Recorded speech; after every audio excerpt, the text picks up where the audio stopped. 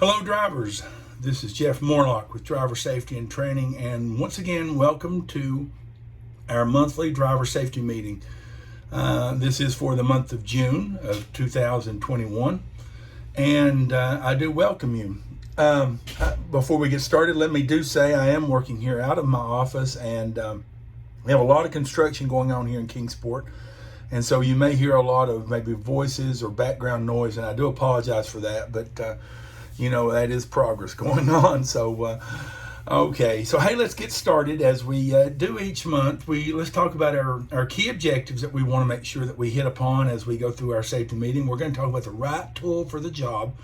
And we've done that for the last couple of safety meetings, and we're going to do that again for this one. But this one, we're going to talk about hammer use, something that most of you drivers use in your tool box. And so I think we can all get something out of that. We're going to talk about the EWE program that we have here at Air Products and the benefits that it has for you. We're going to talk about hooking and unhooking once again, and to look at some reminders on that. So a lot of good information coming your way here. So hey, let's get started. And as we do each month, we have the bell ringer, which kind of gets us started. And this month we have a poster here that I created for us, and I saw this on another one, and so I had to kind of recreate it a little bit. But as you can see, there over in the bottom left is the Air Products driver, and he's out doing his get out and look. He's got his cones out, and he's trying to do things safely. And then along comes a visitor there, and it's the all in black guy over here. And you can see here he's saying, "Hello, Air Products driver. I'm Des Cousin, serious injury. I'm looking for a driver named Distracted Worker. Does he or she work with you?" And so hey, we can look at that and kind of think about it, and we can maybe relate to that, because so many serious injuries can happen so easily if we're out doing our job and we're distracted. And we know what some of those distractions can be. So but we sure don't want that visitor. So what do we do? We need to keep our focus, without a doubt. So let's look at some questions to kind of get us thinking about it in the right way. But as I was just thinking here, there's no room in your day or your trip to be driving or working distracted. I hope all of you can agree with that. There's nowhere in the middle of your trip to where you can safely drive down the interstate or down through a country road and glancing at your phone or looking away, or your mind being somewhere completely off. That's the way something horrible can happen. Like all things in life, especially having a safe life, there is a time and a place for everything. And that goes for talking or chatting on your phone, daydreaming, or just simply giving your attention to other things. I mean, simply looking into your lunchbox or changing the radio station. Just those few seconds can make a wheel drop off the edge of the road, or you step into an area that you don't mean to be because your mind is somewhere else. Those kind of things can injure us and put us in a bad situation. So we sure, like I said earlier, we sure don't want that visit from that guy in the poster. So what makes what mistakes or distractions do you make? You ever think about that? What distractions actually do come into your work every day? Is it phone calls? Is it, maybe thinking about what you did the previous evening or the past weekend or vacations that's coming up, or all those kind of things that can be a distraction? We were talking about the poster. The character in the poster also has another cousin whose name is Fatigued Driver. So how can we keep that guy out of our terminal? We sure don't want Fatigued Driver coming in and looking for a victim. So hey, fatigued. If you're the way, of course, to avoid that Fatigued Driver thing happening is getting your rest. And taking good care of yourself and all those kind of things that you can do, to lessen your chance to become fatigued. And one of those things that come along with it is being able to recognize it. You've got to be able to recognize when you are becoming fatigued, and knowing that it is serious, and to stop, to pull over, and find a safe place for you to for you to get yourself refreshed. Okay, hey, let's move on. Our friends down in Creighton sent this to me this past month, and I think it's really, really a good message for all of us. No matter where we are in our work with our products, or in life generally, but and it goes this way: while accountability is often viewed as the responsibility of management, safety is a responsibility of every worker. When successful, organizations build a culture of accountability into their safety practices. Employees look out for each other. They have each other's back, speak up, take initiative, and hold each other accountable. These attributes will not only lead to increased safety, but will also trickle down to all aspects of the organization. So that's really a good thing to think about. And and accountability is that culture of accountability, that is really a strong, good statement for us as we think about our own personal, our own keeping ourselves safe. So once again, hey, thanks to Rich and those guys and all those down in Creighton. Okay, hey, let's take a look at our wellness nugget. And like I said during our start, we're going to think about our EWE program, the Ergonomic Wellness and Education Program here at Air Products.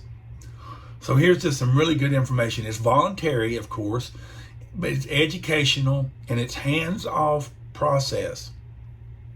It's initiated by you through your field safety contact or your manager.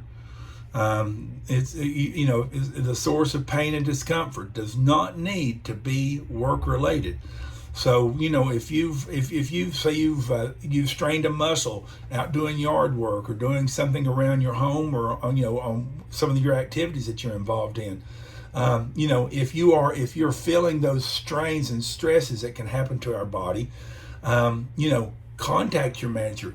Let your manager know about this, and contact EWE and talk to those folks. They can give some excellent advice. It is only available to Air Products employees, and typically it involves about 4 to 6 sessions of conversations on the telephone that last somewhere around 30-45 minutes. The EWE visits and discussions are strategies that you can take on such a thing as applying ice or heat.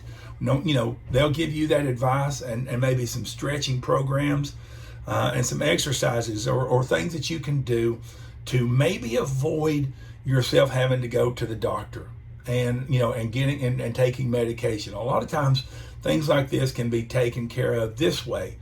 There is no penalty for participating in EWE. Instead,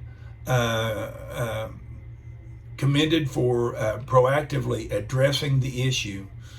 Managers does receive a status report for each session. So the manager is going to stay in tune with what's going on with your EWE. Hey, and if you feel like it's not doing you any good and you want to go to the doctor, or they suggest you go to the doctor, well then so be it. This is the first step, though, and it's really a good program. If you have any questions on this, speak to your manager about it, and they'll put you in touch with the right people to get the right answers, and maybe to see if it's for you or not. But it's really a good program. There is a brochure that that I'm sure you probably saw when you were going through your ergonomic training, when the trainers were going through and we were doing wellness. Ergonomic training, and it looks something like this. And this right here, it tells you all the numbers to call, gives you a lot of detailed information about it, and it's a front and back kind of thing. So it's really a good flyer. You'll see this nugget, hanging up in your terminal, I hope, and you can read this in detail yourself. And once again, if you want a copy of this, if you've lost your copy that was given to you, make you a copy there on the printer. So, like I say, once again, good program. Let's move on. Our field EH&S special emphasis this month is on hammer use. Once again, we've talked about making sure we're using the right tool for the job. And one of those tools that many of you drivers use are hammers. No matter what your product line is, many of us use hammers, and so using them correctly and using the right hammer is so important. So let's look at a few things here. Recent Air Products first aid injuries, where hammer usage was a contributing factor. Here's a good example right here. A block valve on a nitrogen pad was stuck and hard to open, and a driver was having trouble disconnecting the load hose and hit the connecting hose flange extra hard to get it disconnected. When he arrived at the first delivery, his knuckles on his right hand were swollen. The hammer that had been used was mushroomed and deformed. Driver explained that they were feeling radiating heat up from his right arm and into his shoulder when they were using the hammer to loosen open the load line. The driver also mentioned that he had a tender spot on his left forearm for what was they suspected was from resting the forearm on the driving door while driving. So these right here are just some examples of first aid injuries. We've all seen it. Maybe we've all experienced it and even done it. Using a hammer and hitting these connections of load lines and fill hoses, extra hard, thinking that that's what we need to do. So let's look at some good ideas. First off, making sure that the proper tool is in the proper condition. You see two examples right here. You see a new hammer, and you can see how they can really get mushroomed. And before long, you're using these hammers, and you've really not even paying attention to how bad mushroomed they are. So if your hammer is looking something like this, hey, take it to your manager and get it replaced. Plain and simple. It's easy. We've got new ones, and so we just replace the old with the new. And making sure you're using the right weight hammer. We have different different sizes, and you want to make sure you're using the right hammer for the right job. There is no need to you be using like a sledgehammer on trying to just connect a field, a loading hose. And one thing for sure, certain, you want to think about your posture. You want to think how your body is. You want to make sure you maintain a posture where your elbow is below the shoulder and bent. The wrist should be straight. Ensure a proper grip on the handle. And if you can't get in that position, then back off for a minute and think about how better you could stand to get in the best, ergonomic posture to be using your hammer. Here's some good examples. You can see here this driver right here making this connection. Once again, ensure neutral shoulder, elbow, and wrist. You can see here this driver, making the connection and tightening the flange. Do not put excessive force through the copper hammer. A few hits is enough. And and what that's saying, if you're hooking up the hose to the customer, and your delivery hose, you Lachlan Lar drivers for sure, just some good solid taps. A wise man once told me many years ago, if you'll hit it once on the side and once on the top, that's all you need.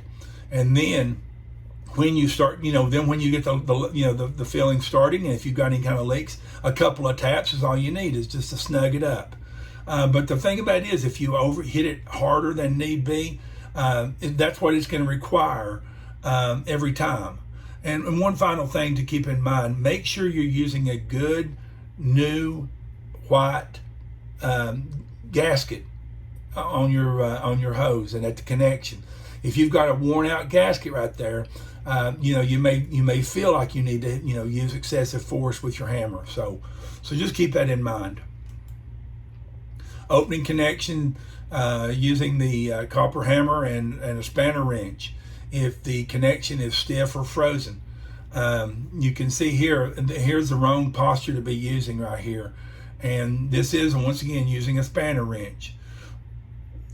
When possible, ensure the spanner is about 90 degrees to the field connection. When hitting with a copper hammer, do not attempt to hit it with an awkward angle.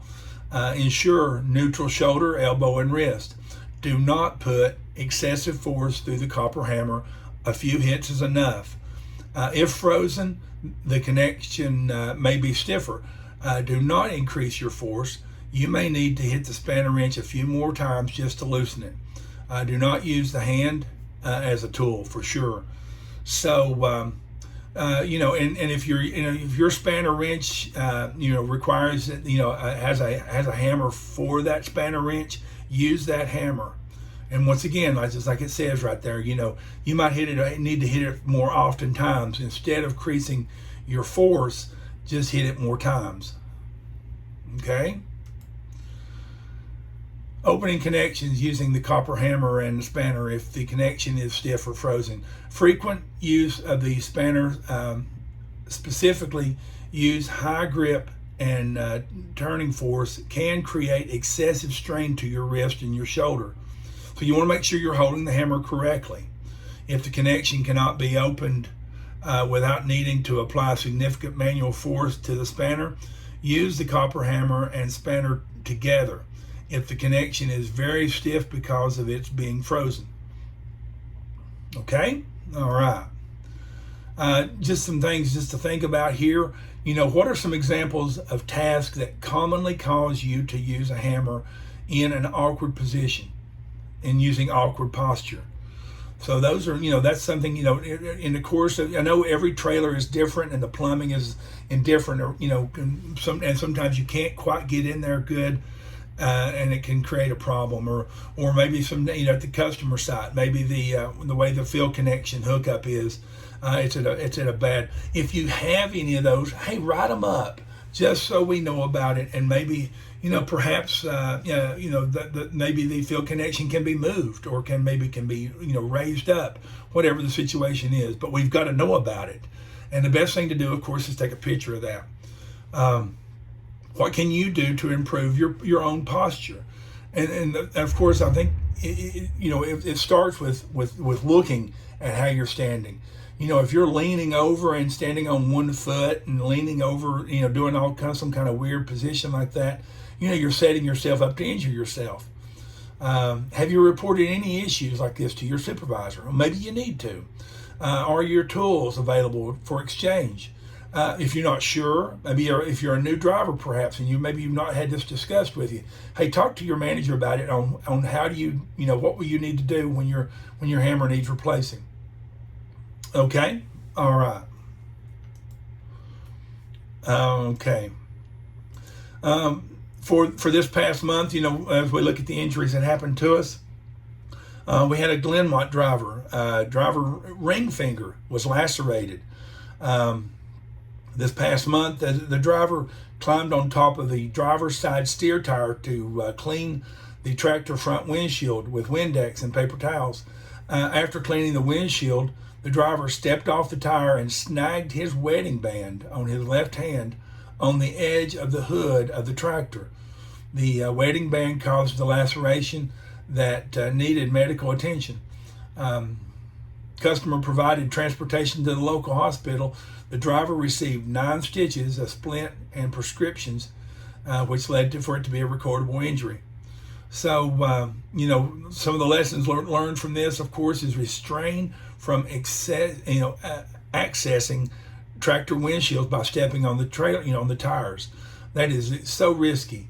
Evaluate availability of windshield washing fluids, equipment at your site. reinforce driver ergonomic practices.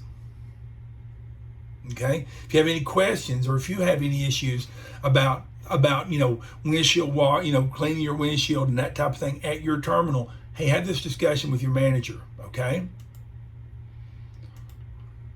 you can see the numbers how we're doing right now.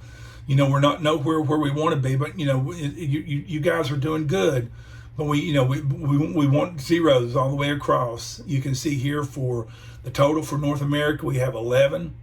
And, this one that we had here increased the northern sites to having 9.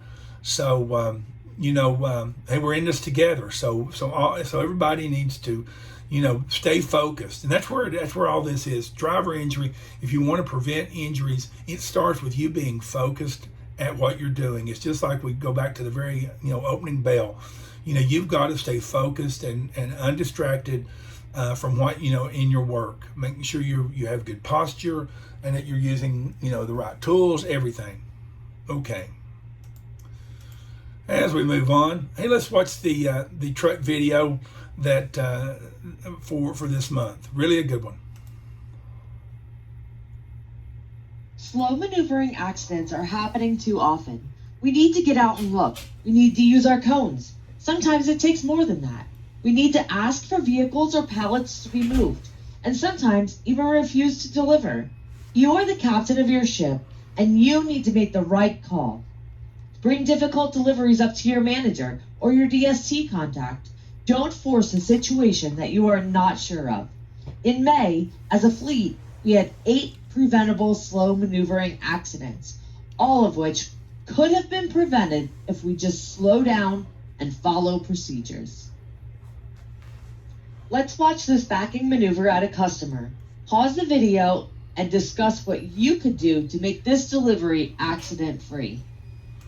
Hey, let's just stop right here for a minute, drivers. And if you get to one of these, a lot of our terminals have these scrap yards or metal, you see these type things in their yards. If you get to an area that is blocked or clogged, or where you're going to try to have to squeeze it in there or squeeze it out of there, get things moved without a doubt. Okay, let's continue.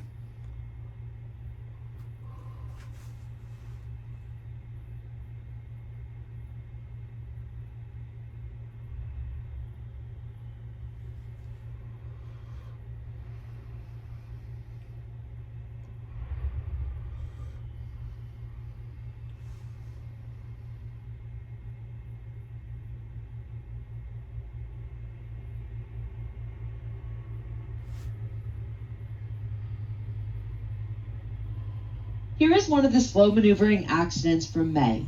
Our driver needs to deliver to these tanks. In order to back to the tanks, the driver will pull up onto this roadway and then try to back through. Let's watch. So let's stop here for a moment, drivers.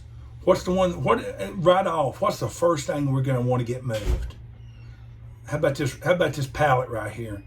This pallet is right here in the way, which is making us get our unit completely out of too far to the right to where, to try to miss this. But this right here is how slow maneuvering accidents can happen. Is because we fail to do so, we try to go around it, and sometimes it can come back and get us. Let's continue.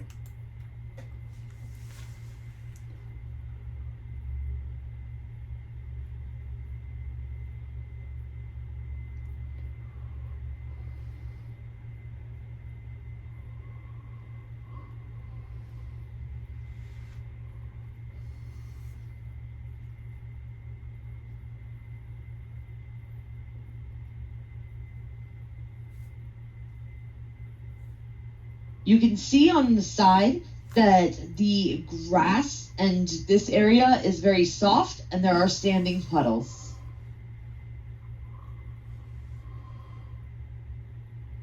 We will fast forward a little to show you where the accident occurs.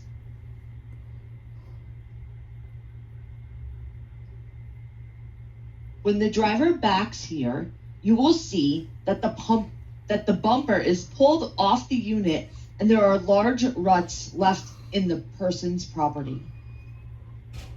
If this was you making the delivery, what would you have done differently?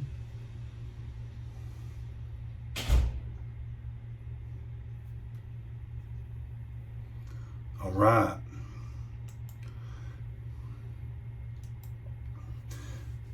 Hey drivers, just one good comment just to go along with this. If you find yourself into a situation to where it's going to require some questionable maneuvers, hey, stop right there, set your brakes, climb out, and look it over. Look the whole situation. Look at how your truck is sitting. Back away from it and really give it some good thought. Okay. Was pulling into this guy's, this person's yard and getting into that ditch. Was that the thing to do? No, it wasn't. And I'm sure that the driver, after stopping and reflecting, thinking, well, that was really not the right move to make. When you get in those situations, hey, stop and really review it before you start making these moves. No one is rushing you. Absolutely. So, hey, okay, let's move on. Hey, we have some really good remote observation pictures for this month that's been sent to me from all over the country. And so I've used as many of them as I can. So let's look at a few of them. Here's one from Convent down in Louisiana. We have Sean Jackson. You can see here Sean I've had to put a little circle there. He's kind of hiding back in here, but he's gone and he's walked down into the area that he's going to be backing, looking it all over and putting his cones into place. So good job with that driver. Here we have a driver from St. Augustine up in Quebec. Stefan Gerard, I hope I got your name right. We can see, he's walking up here to the delivery side. He's got his cones in his hands. And once again, it kind of goes back to that, to Lisa's video. This is going to give him a great opportunity as he sets his cones up to look the area over and then look back at his truck and seeing exactly, is his truck at the right angle? Is it where he wants it to be? So this is one of those good things that come out of a good get out and look. Here we see Robert McKay, a helium driver out of Liberal. He is at the helium plant there in Liberal, and he's getting out and looking and before he's backing his truck into position. So hey, good job, Robert. Here's a Sarnia driver, Abraham Clausen. Hope once again, Abraham, I hope I got your name right. This is such a good, remote observation. We see the driver once again. He's walking over to the area. He's got his cones in hand, got all his PPE on, and doing it right, man. And here's two more. Here's Charlie Saylor from Moreland. You can see here getting out and looking at this side here. And over here is a Glenmont driver, Randy Demers. And in this observation, we see him doing his pre-delivery routine. So all these are really good. And hey, drivers, we just so thank you for doing it right. And a thank you to all you managers that are sending these pictures in to me. Because this is the way you do it here. If we're going to get zeros on the things that we want to be doing, we're not having any injuries, we're not having any preventable accidents, not backing or slow maneuvering. Hey, this right here's where it starts. Is taking your time and doing it right. So good job. Okay. Roadside inspections. I'm not going to really get into that this one right here. I'm sure your manager will share this with you. Once again, as you look at roadside inspections and some of the violations that come from that, one of the ways to get around that and to help us with that is to do good pre-trip and post-trip inspections. Also, the KPI reports, the VAFR and the KPIs. We're kind of running flat right now on their our hard brakes, roll stabilities, and overspeeds. But we want them going down. We want them, and the way that is, once again, is speed is so much a part of it. Speed that would create you having to get on the brakes extra hard and causing a hard brake, or in curves, entrance ramps, exit ramps, how speed can cause you to get a roll stability. Okay. I'm sure your manager is going to talk to you about some of your customer side issues. So stay tuned on that when you talk to your manager. The question of the month for this month. It's a one pager this time, and of course it is that time of the year when everything is starting to get hot out there. We're starting to work in 90, 80, 90, and even hotter than that in some places. So as the question is, how can you beat the heat? And I know you're constantly hearing some suggestions. Here's just a few maybe to think about here. These are easy ones. And of course, the first one is the most commonly said and is the easiest for you to do, is stay hydrated. You've got to keep your body hydrated, and you can't be hydrated on drinking Cokes and Pepsis and Mountain Dews. They taste good, but that's not what your body needs. So, as a good suggestion is carry you a good cooler with good refreshing stuff in it. Make sure you got plenty of water, some sport drinks perhaps, those type of things, and really avoid overeating. If you eat a big lunch or a big breakfast like that, it just makes you feel weighted down, and it makes the heat all the worse. So, just kind of avoid overeating for sure. When offloading, try to stand in the shade. I know you're thinking, well, that's common sense, Jeff. Yeah, it sure is. But every opportunity, if to stand with the door to where you're standing just out of the direct sunlight, that direct sunlight can really zap you. Another one, when you exit the cab safely, of course, before you go back to begin your offloading, roll the window down a little bit and, maybe let a little air flow through the truck, so when you don't get up in the tractor, it's all tight, rolled, the window's all rolled up tight, and it's so, super hot inside. So it's just something to think about. And get proper rest before you start to work. That is where it starts. Making sure that that you get the proper rest, and that you come to work prepared for work. Number 5, stay calm, without a doubt. In the heat, a lot of times it can make your, maybe make your patience run thin, that kind of stuff. And this time of year, there's a lot of traffic out on the roads of the non-pro drivers. Those drivers that are driving maybe that RV for the first time in 9 months, or with coming out of the COVID 2020. That you got that hadn't drove an RV in over a year. And there they are out on the interstate sharing the road with you. So be patient, give them plenty of space. There's a lot of vacation traffic, all that kind of stuff. So don't let it get to you. Just be patient with it all. And then finally, take a break if you need to. If in your driving, in your work, if you feel like that, hey, you need to stop and take a break and sit in the shade for a minute, hey, do so. If fatigue is setting in or that kind of thing, hey, pull over and do what you got to do to get that fatigue issues taken care of. Okay? All right. Hey, the focus this time, if we just look at the accidents that we've had over the last few months, every month, we're having 1 or 2 or 3 yard accidents or accidents that are happening at customer sites. Of where we hook and unhook. We have those customers where we drop and swap trailers, and sometimes we get that feeling that we're in a little bit of a rush, or we can maybe take shortcuts because we're only going to be disconnected for a few minutes. Those kind of thoughts, and that's when we make mistakes.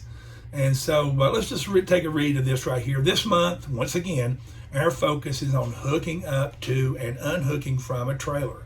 Why is that? I think I just covered it right there. It's because no matter how much we know what to do, we just don't always practice it. We know what the procedures are, but we don't always follow them. So because as much as this is a part of our everyday procedures, and as much as we train on it, we continue to have these type of accidents. So such thing as high hooking, dropping a trailer, pulling cords and hoses, they happen because procedures are not completely followed. That's it. I mean, plain and simple. The procedures are well written. They have been completely gone over and fine tuned many times just to make sure they're accurate. But we realize maybe that shortcuts can be done, and nobody's looking, and so we do, and before long it's what we do every time, and that's how it comes back and gets us, and we have a yard accident. It requires us to get out of the cab and inspect our progress at times. It may require us to stay focused a little bit more on what we're doing. A lot of times, we've been driving and all this, and so we kind of relax ourselves a little bit, thinking we can maybe take a little bit of a break now that we're at the customer site, or now that we're in our product's yard. But then that is no time for us to relax our focus, for sure. So drivers, here's a request of every one of you: is look at your driver handbook that's in your MobiFone. Look at it. It's in the vehicle operations section. It's number 11. All you got to do is go to the vehicle and just scan down through there. It's just a movement of the thumb is all it is. And hold your, if drivers, I know some of you think, well, I can't read the driver handbook. Yeah, you can. All you got to do is turn it sideways and hold it, and hold it on its side. And the print is big enough. It's the same as if you was going to be reading a text or looking at Facebook or any of that other stuff. So, it's very easy to read. And it's very easy to use. So I encourage all of you is to use your driver handbook. I work like crazy to make sure it's accurate for you. So please use it. So, and it's available to you. I mean, it's up to date. I keep it up to date, and so, but these right here, what we're talking about, the hooking and unhooking procedures. Hey, take your time and give it a look-see, okay? All right. Hey, let's move on here. We're about finished. For you shop people, here's a PowerPoint here for you shop people. Once again, talking about making sure we're using the right tool for the job.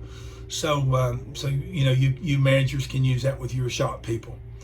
And then of course, I know when your managers are also going to talk about terminal issues that's going on with your site, and so we'll reserve that for them to do that. So good. Hey, let's before we go, we got just a couple minutes. I like to try to keep this thing at 40 minutes. So we're just going to kind of review it one more time. We're going to work our way up just to remind ourselves. Hey, hooking and unhooking. Drivers, follow the procedures. It's that simple. Just follow the procedures. You know what they are. But if you need to review them, the handbook is available to you. And sometimes it does require you to climb out of your truck and look just to make sure that the height and the angles and everything are just the way you want them to be, okay? And make sure you roll that landing gear all the way up. Question of the month. Hey, remember, drivers, it's hot out there. So take care of yourself. Be prepared for your day. And and once again, if you feel like you need to take a break and sit and drink you some good cool water, and take that hard hat off get a place where you can take your hard hat off and your gloves off and cool your body down a little bit, okay? All right. Hey, the KPIs, once again, I'm sure your manager will go over that. And I know we just a shout out to the Gray Terminal for 2 million miles. And I shouldn't have done this because now I'm setting myself up. And there's one other. Oh man, well, I'm gonna have to open it up real quick and show it to you. Hey, there's our KPI report. Let me go all the way to the end of it here to just a second. I don't want to leave these people out. Well, I'm going to have to find it. Okay, sorry about that. Well, I have forgotten who the other million mile terminal is. They just got 1 million miles, and I do apologize. So that terminal, fuss at me when you get a chance. Sorry. Hey, thanks all you drivers for doing it correctly. As we look at these remote observations, great video this month by Lisa. Is showing us. Hey, drivers, when you arrive at the customer site, slow yourself down. Stay focused. Okay, if you get into a place where you got to have stuff moved, get it moved. Don't try to squeeze it in or that making unwise decisions. Make sure you're using the right tool for the job. And the EWE program, how good and valuable it is to us in the fleet. And finally, hey, just hey, stay focused. I mean, I know I've said that a lot of times here in this safety meeting, but I really mean it. So that's where it starts. So, hey, stay focused. Okay, hey, we're out of time. So everybody, hey, we appreciate all the work you guys do out there, and do it safely.